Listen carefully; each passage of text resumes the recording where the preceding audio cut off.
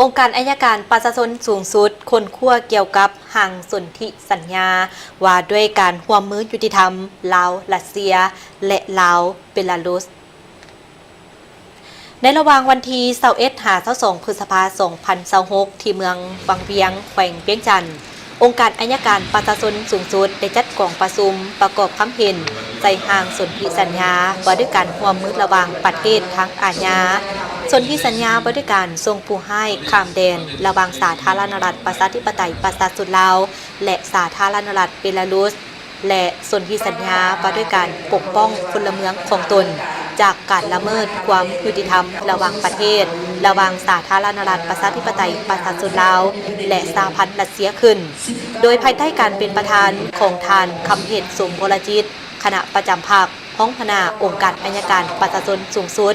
มีบรรดาคณะรับผิดชอบจากห้องว่าการสำนักงานประธานประเทศสภาแห่งชาติห้องว่าการสำนักงานนายกรัฐมนตรีกระทรวงการต่างประเทศกระทรวงป้องกันความสงบกระทรวงยุติธรรมศาลประชาชนสูงสุดและองค์การอัยการประชาชนสูงสุดเข้าร่วม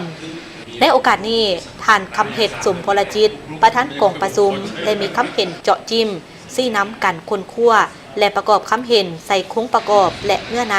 เพื่อให้สนธิสัญญาดังกล่าวมีเนื้อในครบถ้วนสมบูรณ์และเป็นประโยชน์สูงสุดต่อประเทศชาติและเป็นพื้นฐานให้แก่การเจรจาลงนามให้สัตยาบันและจะตั้งปฏิบัติในต่อหน้าอย่างมีประสิทธิผลนำเอาผู้กระทำผิดมาลงโทษปกป้องสิทธิและผลประโยชน์อันชอบธรรมของพลเมือง